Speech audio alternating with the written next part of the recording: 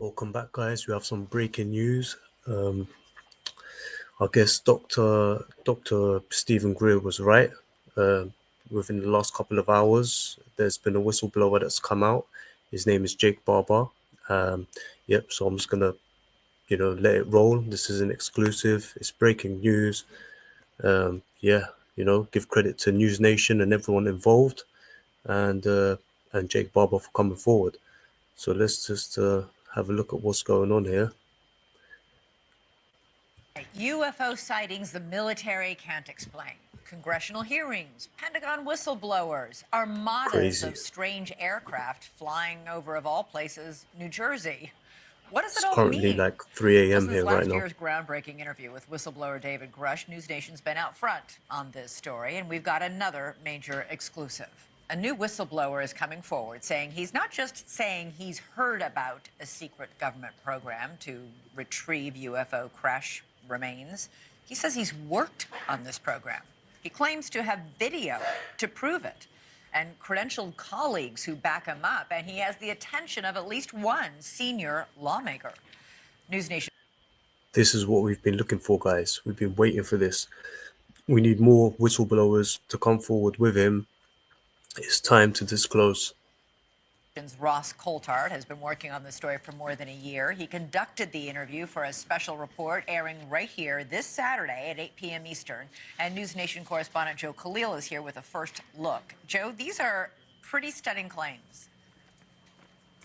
Yeah, they are, Elizabeth. The man you saw in the video, Jake Barber, he's an Air Force veteran, and he is coming forward with some shocking claims. The first person to go public saying that he actually participated directly in a secret military program that he believes was to retrieve UAP or alien craft. Now, Barber says he was contracted as a helicopter pilot. He retrieved all kinds of crashed craft. Some of it, he says, top secret and explainable. Others, he says, however, he believes were non-human origin. It's not just him. We've got 3 other military veterans backing up his story on the record and on camera to News Nation. So take a listen quickly to just part of Ross Coulthard's conversation with Barber. So tell me about the moment when you realized that you were involved in a retrieval of non-human technology, alien tech. So it became very clear the first time our communication process and procedure was modified. And then just visually looking at the object on the ground, you could tell that it was extraordinary and anomalous. It was not human. How close did you get? Well, I was a helicopter pilot, and I operate with 150-foot to 200-foot long line. So I got within 150 feet of this object. What did you see? I saw an egg, a white egg. Was there any visible propulsion system on it? No, not what we would know. There's no engine, there was no thermal signature. I was operating at night when I finally came in to pick it up, so I'm working under night vision goggles at the time. And it was quite clear. I flipped them up, flipped them down, and looked at it a couple of different ways. How did you know that that egg-shaped object was non-human in origin? Well, visually, after seeing all kinds of things in my past, it was clearly something that was ridiculously looking. It's inconsistent with anything I'd ever seen before. I can also tell you that the reaction by my team, we all knew we were dealing with something extraordinary. And at no stage were you ever subsequently told that the craft was of non-human origin? I will tell you that during this process, over the last couple of years, it's been confirmed to me by ranking members of the UAP task force that what we were working with that night was in fact NHI, and it was not a unique experience. NHI means non-human intelligence, for anyone who doesn't know. So, Elizabeth, Saturday night, 8 p.m. is that special that you can see here. They've also got some exclusive video of one of these retrievals that's never before been seen. We've also confirmed Barber has met with some high-level Senate staff. So a lot there, and you're going to see all that this weekend. Wow. That's a blockbuster. All right, Joe Khalil, thanks so much. Yeah. And We can all watch Hunting UFOs, the Crash Retrieval Whistleblower, this Saturday at 8 p.m. Eastern, right here, only on News Nation. Thanks so much for watching. Go to joinnn.com to find News Nation on your... Amazing, guys. Amazing. Amazing. So Stephen Greer was correct. You know, there's a whistleblower that's going to come forward, and I think he said 2 or 3 are coming. So supposedly this fella here is saying that there's 3 other people willing to back him up. So the numbers are adding up. And just to add some more excitement to this video, I've done a quick search on egg-shaped UFOs, and I've come up with a few things. Coincidentally, there was a person who was interviewed. He is a contractor, you call it military contractor, interviewed in 2023, put together a file for Arrow to present to Congress in 2024. So I've found that footage. We're going to play that. I've also found 1 or 2 other cases to do with egg-shaped UFOs, and we'll call it a night. But this is amazing news, guys. So let's roll with the next clip. Hope. Or other things that have been cited that are quite exotic and can move in ways. I did work for a U.S. aerospace company on different projects.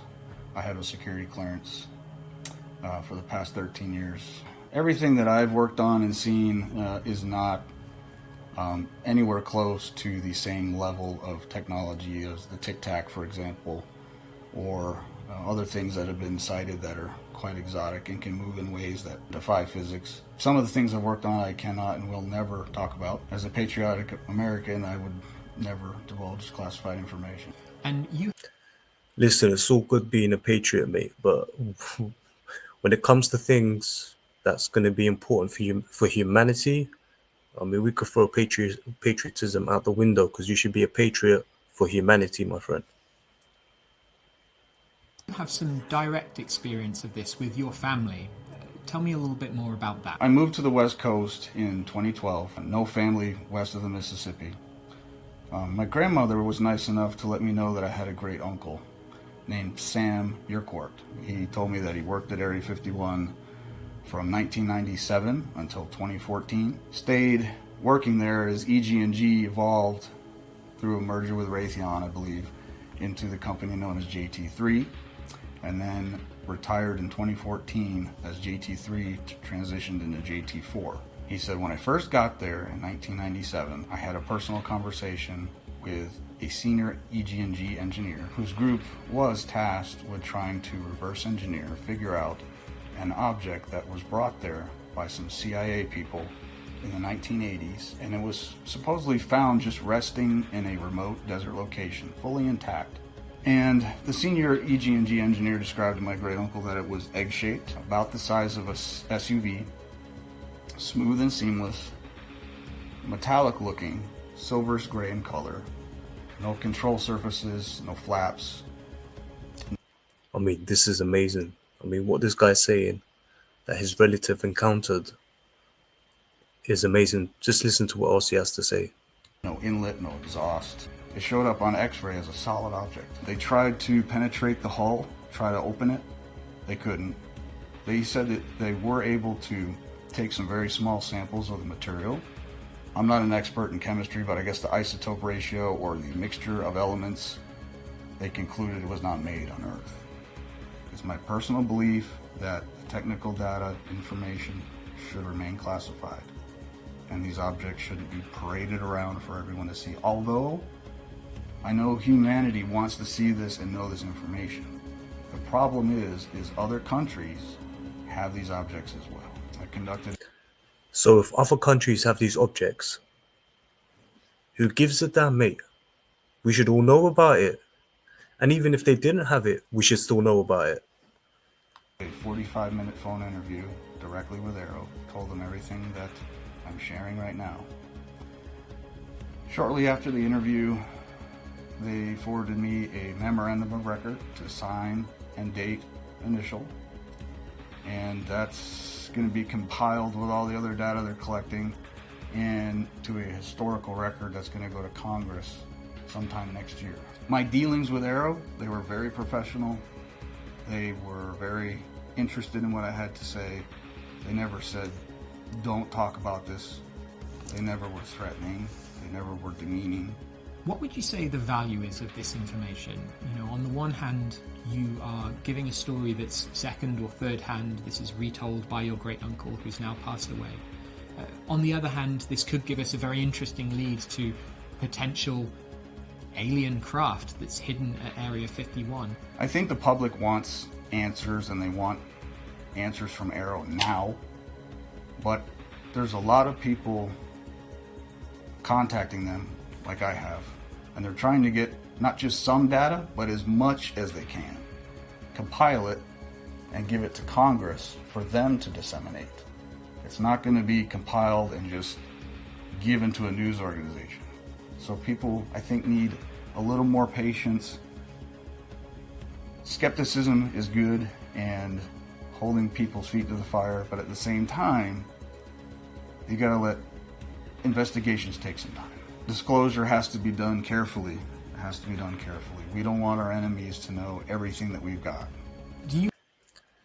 I'm sorry, mate. You've just said that other countries have the same thing or similar objects. I mean, listen, this is about humanity, pal. It's not about any one country. So, you know, we've got to throw that out the window. Do you have a message for any other potential whistleblowers or people with information about potential crash retrievals or UFOs? What should they do? Never want to play your full hand. But I do believe wholeheartedly that humanity deserves to know the truth if we have recovered these non-human objects or crafts, which 100% I believe we have. I mean, that's pretty incredible as well. You know, even those third-hand information from his relative, plus he's had his own experiences. I mean, the fact that he's talking about an object that's egg-shaped, landed in the middle of nowhere, you know, sitting there, waiting for someone to get it, pick it up. God knows what he was doing. That's an incredible account right there. Now I'm gonna move on to another clip, which is a UFO case to do with a white egg-shaped object, and this was a policeman who was involved. So let's have a look at this, guys. This is really good. Bear in mind, it's 3 a.m. in the morning, and I'm just putting this all together. The fact that Jake Barber stated it's an egg-shaped UFO, I'll be honest, I didn't look too much into egg-shaped UFOs, but as soon as I put that in the search engines, I mean, a lot of these files came up, and we all know about Dulce, the underground base. It's pretty well known in our community, so it's almost gelling things together doing this search on egg-shaped UFOs. They just want to deny everything, don't they? If you find something out, even if you've got evidence, the government still wants to say no. It's something else. It's not a UFO. They still want to deny it. I don't know that I buy that. It doesn't make a whole lot of sense. I've never bought that story for a couple of reasons. First of all, we all remember from the moon landings that when the lunar lander blasted off, it left its landing gears behind. This craft that Officer Zamora saw didn't leave anything behind. The second thing is, when the lunar lander took off, it could only travel in one direction, straight up. The object that Officer Zamora saw blasted straight up and then went horizontally across the landscape until it disappeared behind the mountains. So if it was ours, it had capabilities beyond what our lunar module had 3 years later, which doesn't. I mean, that's pretty, yeah, that's pretty strange, isn't it? His memorial, you know, depicts the UFO. I'm pretty sure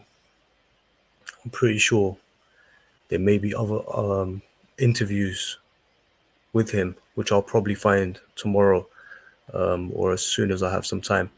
I mean, he didn't pass away, you know, too long ago, 2009. You know, yeah, God bless his soul. Yeah, interesting. Marking the exact. And what's interesting is watching this, it brings to mind another case, and I'll find out tomorrow and put it up on my channel, of an egg-shaped UFO which landed and had landing gear sticking out. Where he said landing gear, that kind of did surprise me, because that's reminded me of another case. It was a white egg-shaped UFO with I believe it was a red marking on the side, pyramid with a dot and dashes underneath it, lines coming out of it. Yeah, I'm gonna have to put that up tomorrow.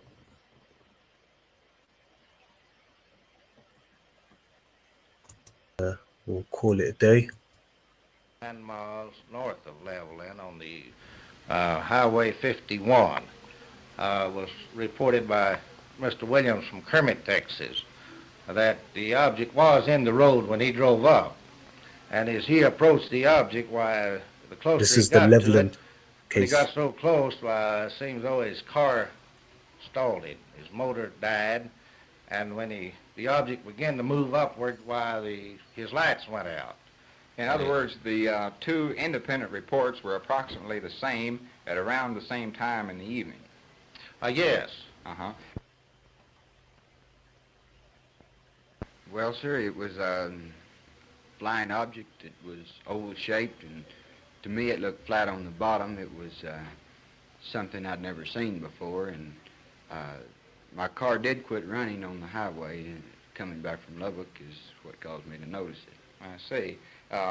Did you actually see the object itself? Yes, sir, I did. And could you give us approximately the size of the thing, or was it a massive, or was it just a light, or what happened exactly? Well, no, sir, it looked solid to me. I mean, it did have a definite shape. It was kind of egg-shaped, with flat on the bottom, and it was luminous, bright. And about how long did it stay where you were? Oh, 3-4 minutes, something like that. And when it took off, did it also travel straight up? Well, almost straight up. And at very high speed? Yes, sir. We certainly... Okay, guys, that's it for tonight. Thank you for joining me.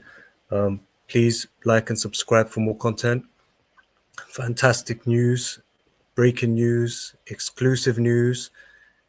We're that much closer to the full disclosure. If anything, it'll be coming this Saturday on the show News Nation when they do the full interview with Jake Barber, and hopefully the other three whistleblowers come forward as well. We see the footage, but yeah, this is amazing, fantastic.